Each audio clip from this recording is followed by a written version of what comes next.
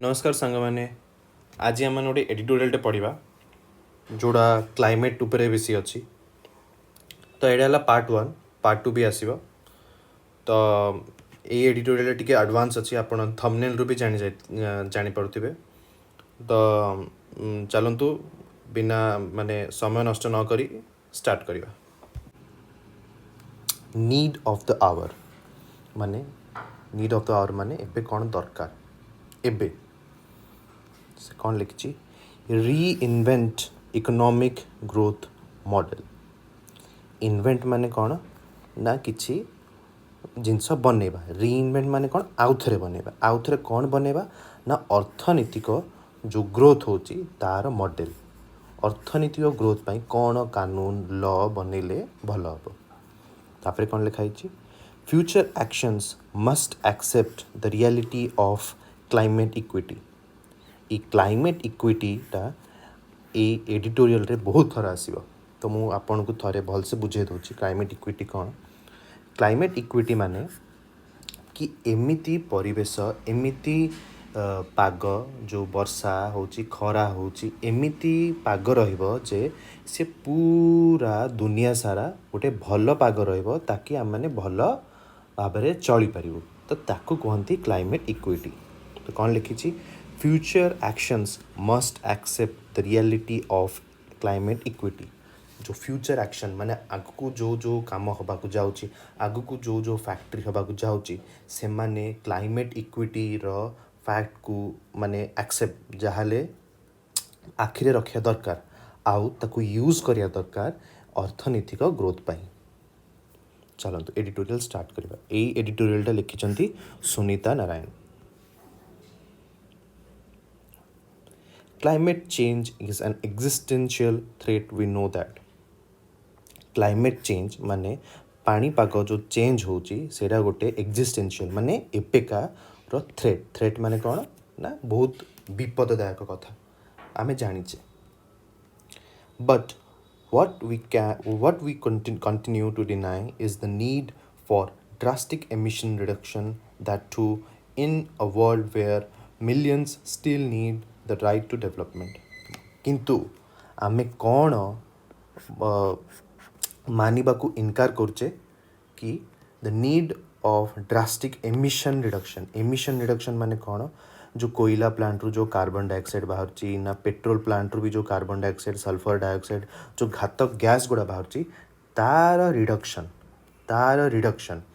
but we continue deny the need of माने जो emission reduction रो जो दरकारटा आम माने मानुने that too in a world where millions still need the right to development एमिति गोटे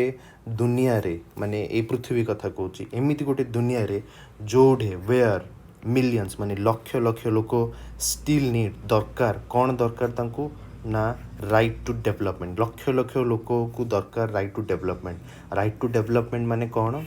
जो सब गरीब लोक हो ना साधारण लोक भी हो जो मान को भल पानी मिलूनी भल खाइबा मिलूनी भल एयर मिलूनी से मान को कथा कहूँ राइट टू डेवलपमेंट से बहुत लोक अच्छा जो मैंने राइट टू डेवलपमेंट आज पाई ना in India the poor already surviving on the margins are severely impacted by extreme weather condition India रे जो पुअर जो गरीब माने अच्छंती जो माने ऑलरेडी गोटे मार्जिन माने कि से माने बहुत खाइबा पीवा से कम खाऊँच कहीं से बेस खाइबा पीवा रेट हो जाऊँगी से माने भल भाव चली पारना कहीं पॉल्यूशन बहुत होची भल स्कूल ना कहीं तो से माने पिला मान को छोटकाटिया स्कूल रे पठाउछंती तो poor that is already surviving on margin माने से are severely impacted by extreme weather तो यही सबू लोक माने पुअर माने बहुत माने इम्पैक्ट होती कहा द्वारा ना जो एक्सट्रीम वेदर कंडीशन कौन ना झड़ बन्या बात्या से बहुत अफेक्ट होती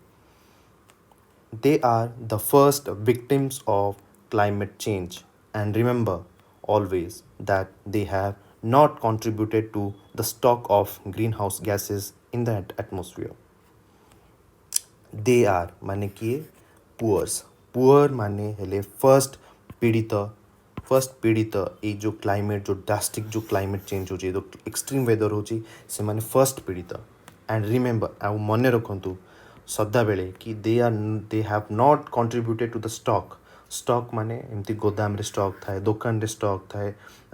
खाइबा स्टॉक थाए सेमितिया स्टॉक ऑफ ग्रीन ये खाइबा स्टॉक थाए ये सेमती ग्रीन हाउस गैसेस रो स्टॉक ग्रीन हाउस गैसेस कोड़ा कहती कार्बन डाइऑक्साइड सल्फर डाइऑक्साइड जोड़ा सब बड़ बड़ फैक्ट्री रू बड़ बड़ कोयला प्लांट बड़ बड़ पेट्रोल प्लांट रू बाहर जो घातक गैस गुड़ा अच्छी जो आटमोस्फियर को जो बाहर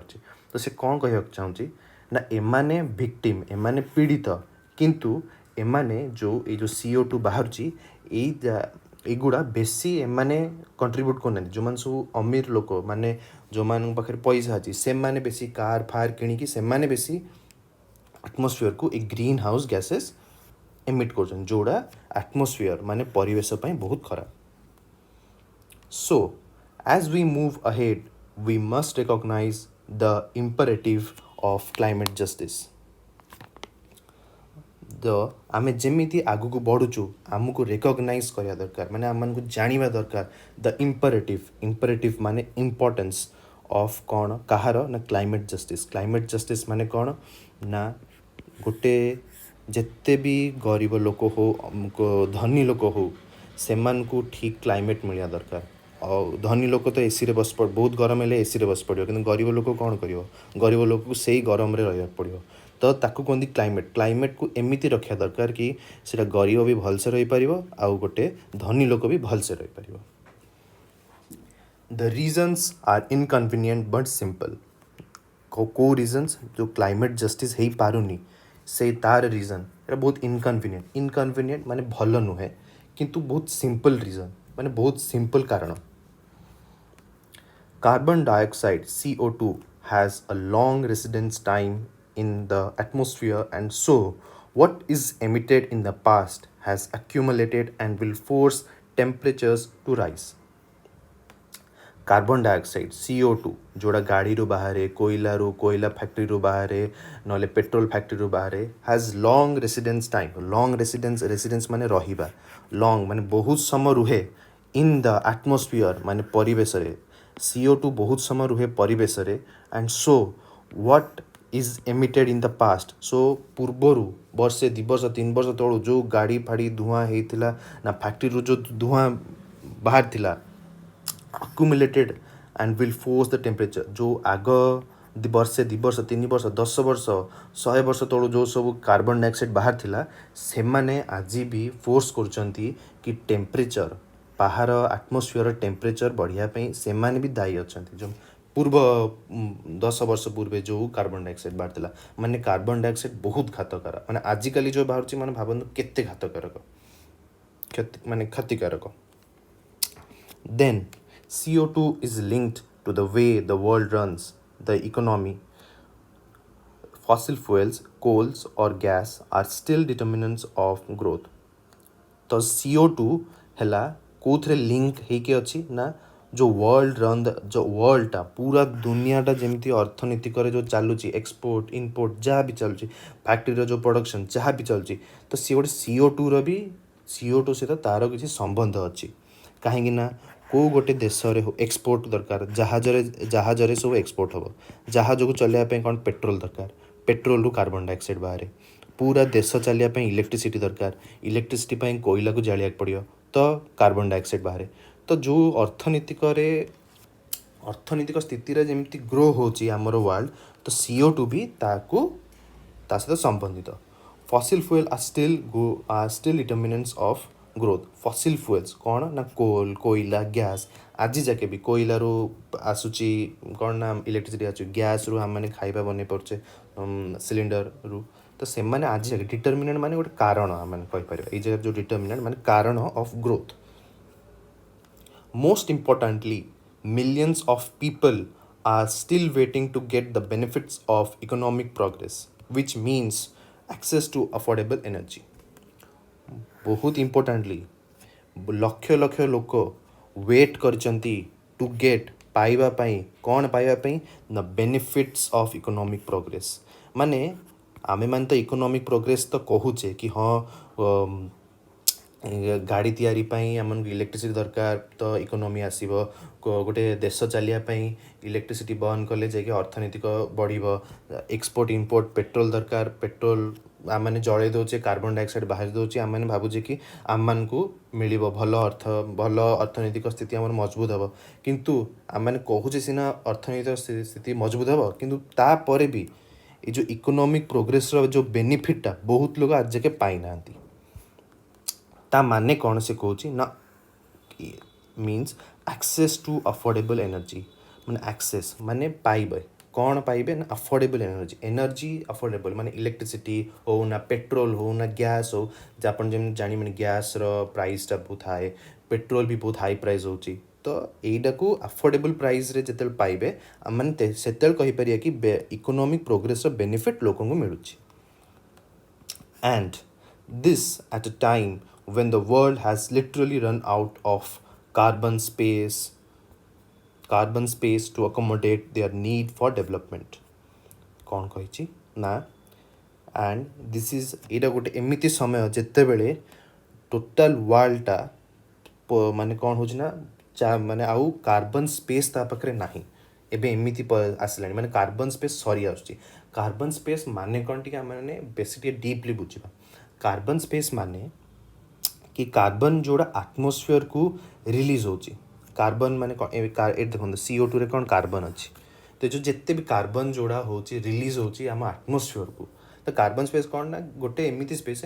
2100 माने 2100 वर्ष जिते हम ता भितर केते कार्बन टोटाल आमर परिवेश रे आसिले टोटाल पृथ्वीर जो टेम्परेचर 2 डिग्री बढ़ीज पूरा सबुआड़े जिते भी ठंडा जगह हो 2 डिग्री बढ़ीज तो ताकू कहती कार्बन केते कार्बन माने रखिपर तो सेटा धीरे धीरे सरी आम मैंने भाभी कि 2100 वर्ष बेले कि कार्बन एति हो कि आम 2 डिग्री मात्र बढ़ किंतु एबे जना पड़ा कि 2050 सुधा भी आम एत अनुमान लगुंट कि कार्बन स्पेस भरीज आ पूरा दुनियाटा 2 डिग्री बढ़ीज जोटा कि बहुत खराब सो